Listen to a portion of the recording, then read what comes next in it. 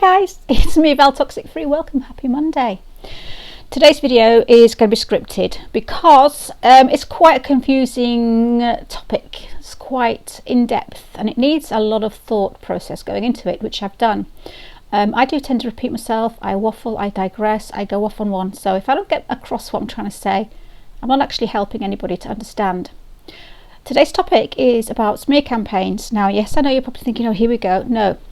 What I'm trying to talk about today is people that have been going through smear campaigns and how people witnessing and how people watching the smear campaign can decipher who's the victim and who's the abuser, because that is the hardest thing, the smear campaign. This is one of the worst things that you can go through. If involved with a covert narcissist, no doubt a few watching this have probably been through a smear campaign, big or small. You may have gone no contact, you may have fought for your good name. You may have exposed your abuser, your partner, your friend, husband or boss. But remember, narcissists come in many different forms. Each person's experience is different. So the choice of exposing or walking away is a personal choice. If you've experienced being smeared, I empathise with you. It's tormenting that people might think that you hurt others. This breaks your heart, breaks your spirit and breaks your world. My experience in this area hopefully will be valuable to those suffering or watching. Who is the victim and who is the abuser? Hopefully I can shine some light on this. Now remember, if you are the witness to the unmasking of a narcissist, you've seen the truth. So here comes the smear campaign, the forensic cleanup, the damage control and a whole lot of lies to keep the image of a good person intact. Your world is now about to be turned upside down. So again, who is the narcissist? Who is the victim? I'm doing this video to help the real victim in smear campaigns, because it means a lot to the innocent person that their friends that they've built up over the years, that their family they've loved and respected, their life then to be ripped apart and soiled by one person. It's heartbreaking for a victim who's already been through hell at the hands of a narcissist to be discarded, then smeared publicly. My experiences in this video. This is how I wished the public, my friends, the subscribers, the viewers, had looked on, had used these tools to see the truth. Why do they smear your good name? The main reason, protecting their fake persona, the false personality that you've just unmasked. You are now the enemy. Exposing the truth, that's the narcissist's worst fear. Truth and exposure. You must be stopped at all costs from spreading the truth about this wolf in sheep's clothing. So, if you've been a victim or you've witnessed a smear campaign, you'll know proving your innocence in this horrific scenario that's been scripted by the narcissist. Trying to get through the pain of a broken relationship and then finding yourself in a position of a narcissist. They switch roles and they act like they're a victim of your abuse. For those involved and those watching, it's hard not knowing which person is telling the truth. It means a lot to the victim for friends and family to believe the truth. I know that. For the narcissist, the abuser, they need people to believe their lies. My experience was on a big scale. I exposed because I was concerned for the people that he was in contact with. My choice was to fight. We each have a different reason to fight. I know how tough it is. You feel alone and deceived and feel like no one understands. The covert narc smear campaign is so well manipulated. It's hard to know the victim from the abuser. Exposure to a narcissist is death to the narcissist, death to their built-up fake persona, and they will do anything to keep their mask securely on. Hide their wrongdoings, clean up the scene, hide the evidence and keep your truth from spreading. So they will start to act like you're the abuser. They will mimic the traits of the victim which is you. You will now be profiled into their role, the narcissist, the abuser, the predator, whilst they take your role as the victim. So, it could be the narc next door spreading gossip. You may have a family friend spreading rumours. a friend gossiping, telling lies, a covert narcissist at work defaming you for the promotion that you got, that they feel that they deserved, an ex-friend or lover on social networks smearing you all over Facebook, or a predatory psychopath that's been inappropriate with your kids. Your mission is yours. What will trigger your fight is a personal choice and a personal battle. At what point do you fight it or go no contact? But the more dangerous you are to the predator at exposing the truth about them, the bigger the smear campaign.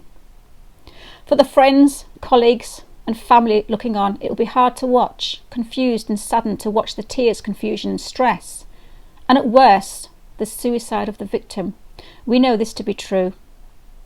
It means so much to the innocent victim that the truth comes out. From my experience, things that I wished that were seen, really seen, analysed, looked into and researched before I was judged, hung, drawn and quartered, as they say in the UK. Here's some ways to see the truth and help the real victim. But like I said, it's others involved and pulled into it, watching, confused. Who's the one that's lying? Who's telling the truth? Fingers get pointed. Friends want to support their friends, their mutual friends. But for those dragged into the smear campaign, there are signs. How do we know who's the abuser and who's the victim in a smear campaign? Keep watching. Number 1, your empathy.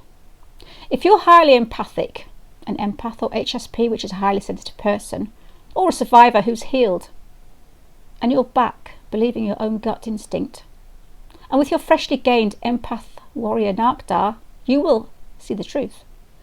You will see abusers a mile away and know through your energy that each one gives off which one is the innocent one.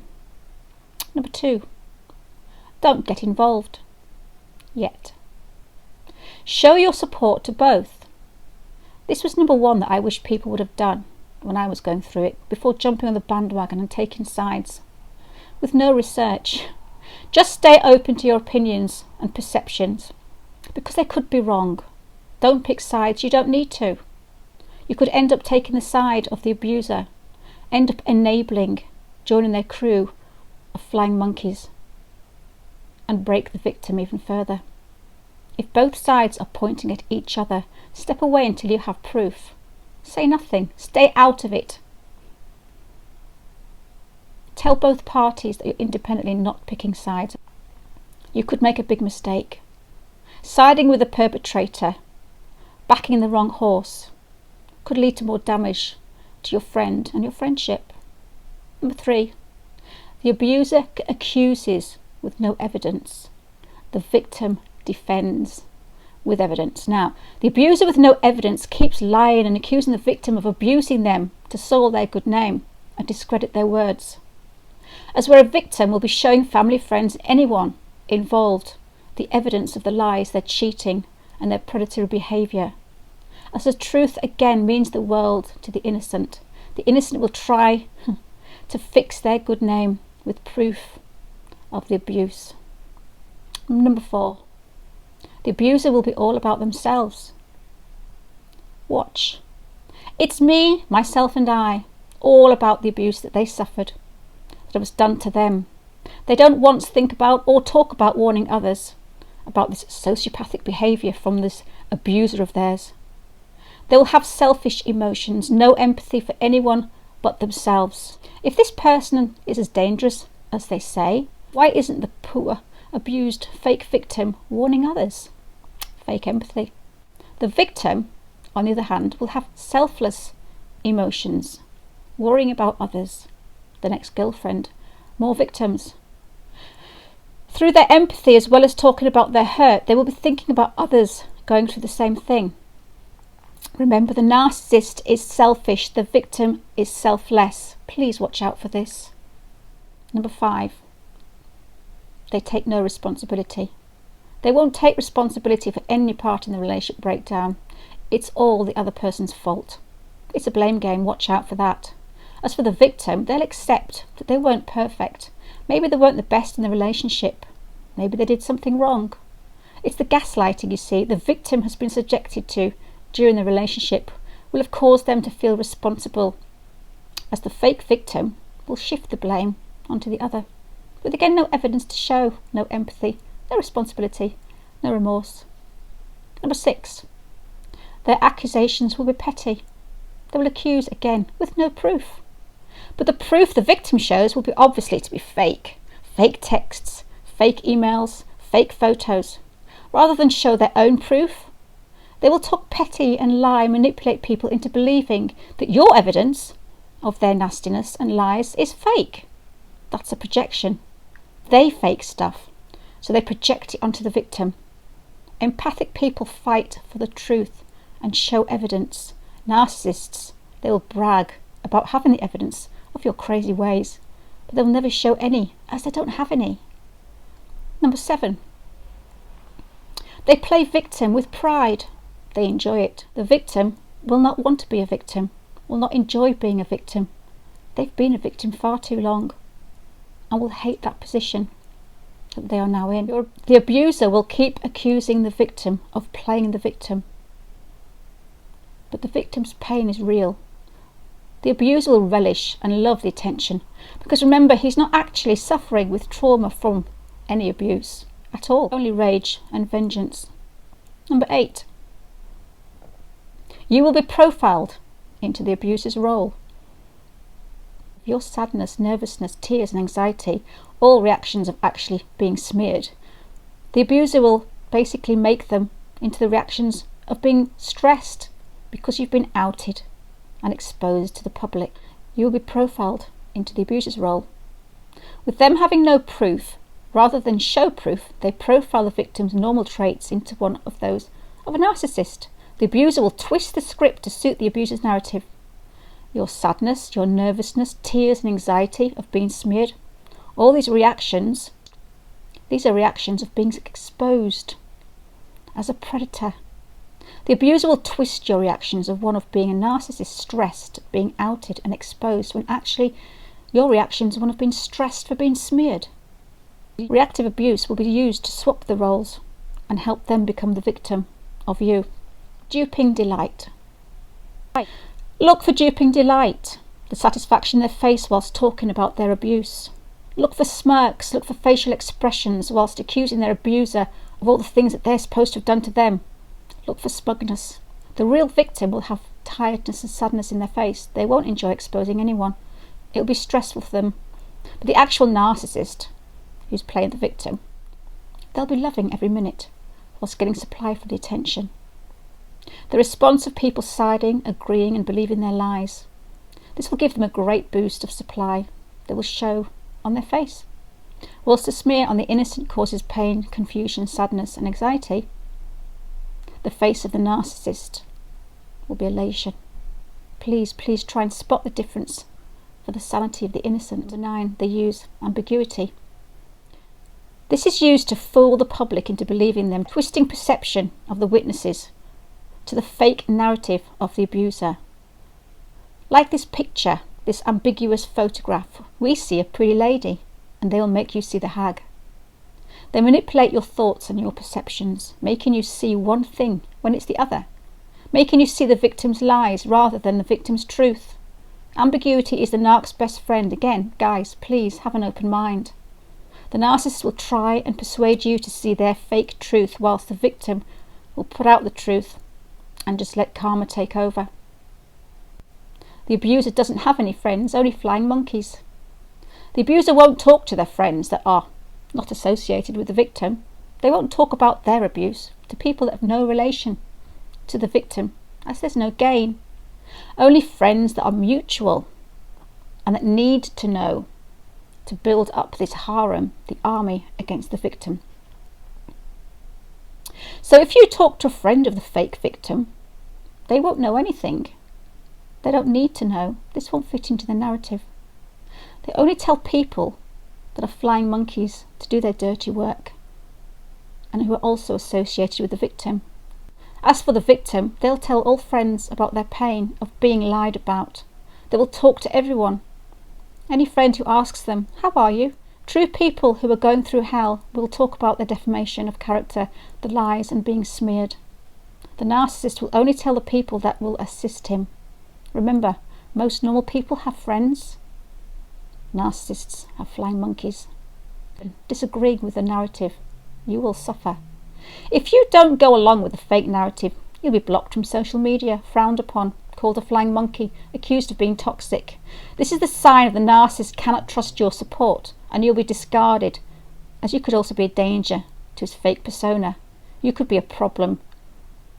If you're not going to agree with a narcissist, you're banished. Please, guys, please look for the truth. If you're witnessing a smear campaign, analyse both parties. Look for the truth. It'll mean so much to people going through hell.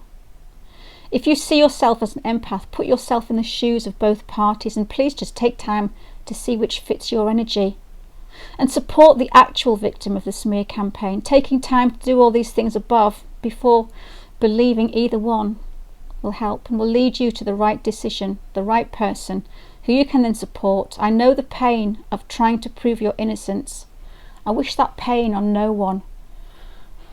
I hope I got through that without confusing anybody, because this is why I needed to script this.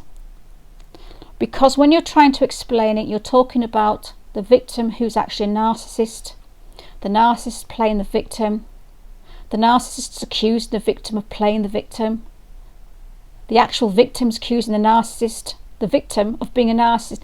Can you see why I had to script today's video? And I hope that you did understand it, because even scripted it's confusing. Even scripted I haven't really found it easy to put across. So I do hope that you've understood that. There's not a lot on YouTube, because when I researched this video, there's not a lot that talks about how to prove or how to see which one is the victim and which one is the narcissist when you're watching a smear campaign. They are all generally based from the victim's point of view. I wanted to do a video from the witness point of view, watching it, so that they knew how to look for clues. I could give them the tools of trying to understand what they're watching. Because for the past 3 years I have had some situations very similar. I'll not go into that in great depth, but I know exactly what it's like. And when you're in it, you want people to see certain things, you want people to research, you want people to watch closely, you want people to watch the faces, you want people to look, and you're thinking, why can't people see the truth? Why can't people see that I've done nothing wrong?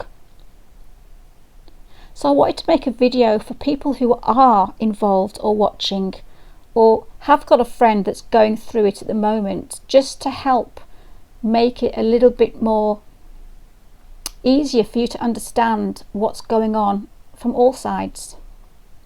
So I think that's all I'm going to say at the moment. Thank you for watching, and if you do enjoy my videos, it'd be nice if I got a thumbs up and maybe subscribe, and I look forward to seeing you again. Take care. Thank you for watching. Bye bye.